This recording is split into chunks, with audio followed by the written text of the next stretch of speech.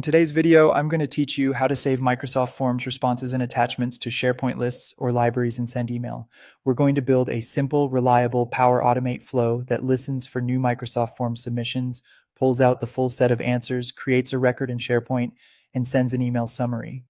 By the end, you'll have a repeatable workflow you can turn on for any form. Start by opening Power Automate and signing in to the correct environment.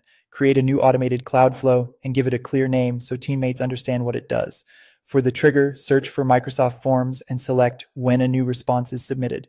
Then choose your form ID from the dropdown. If you don't see it, make sure you have access to the form or use the Enter Custom Value option.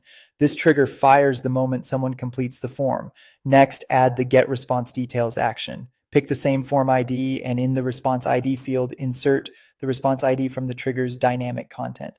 This step is essential. The trigger only tells you that a submission happened, while Get Response Details retrieves every answer, including any file upload references if your form uses that question type. Now add SharePoint's Create Item action. Select the correct site address and list name where you want to store submissions. You'll see the lists columns appear. Map each field from Get Response Details to its corresponding SharePoint column by inserting dynamic content. Be sure the data types align. Text answers into single line or multiple lines of text, dates into date columns, numbers into number columns, and so on. If a column is required in SharePoint, it must receive a value or the flow will fail. For multiple choice answers, consider whether your column allows multiple selections. Mismatches can cause errors.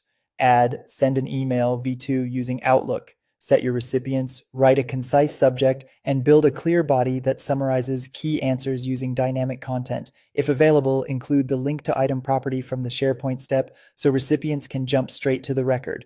You can switch the email to HTML formatting if you want simple headings or line breaks for readability. Save your flow, turn it on, and submit a test form response.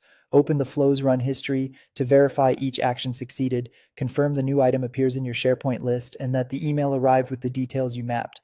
If something fails, check required columns, permissions, and field types. That's it. Your workflow now captures Microsoft Forms responses, stores them in SharePoint, and notifies the right people automatically.